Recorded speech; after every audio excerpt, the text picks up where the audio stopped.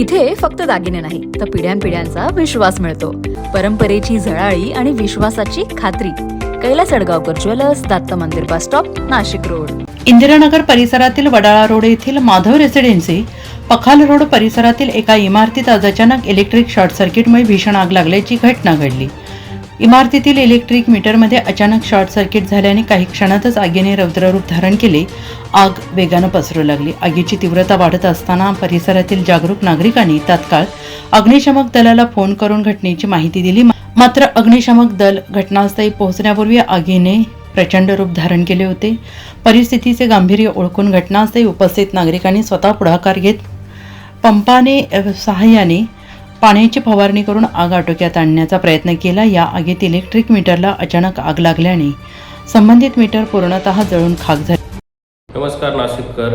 आज मी माझा लॉन्ड्रीचा व्यवसाय असल्यामुळे मी सकाळी 9:30 वाजेला कपडे देण्यासाठी खोडेनगर विठ्ठल रखुमाई मंदिराची ते हरिसनी अपार्टमेंट इथे गेले असतात तेथील शेजारी बिल्डिंगला आग लागलेली, ते लाईट मीटरला आग लागलेली होती.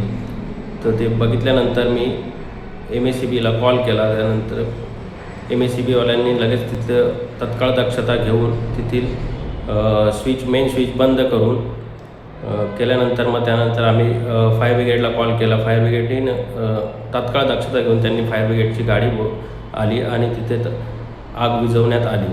त्यानंतर तिथलं मोठी दुर्घटना होता टळली.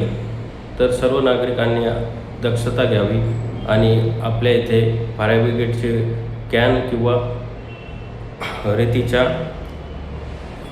बादल्या तरी आपल्या बिल्डिंगमध्ये आपण सेफ्टी ठेवाव्या. याने कुठली अशी मोठी दुर्घटना होत असल्यास तात्काळ आपल्याला त्याची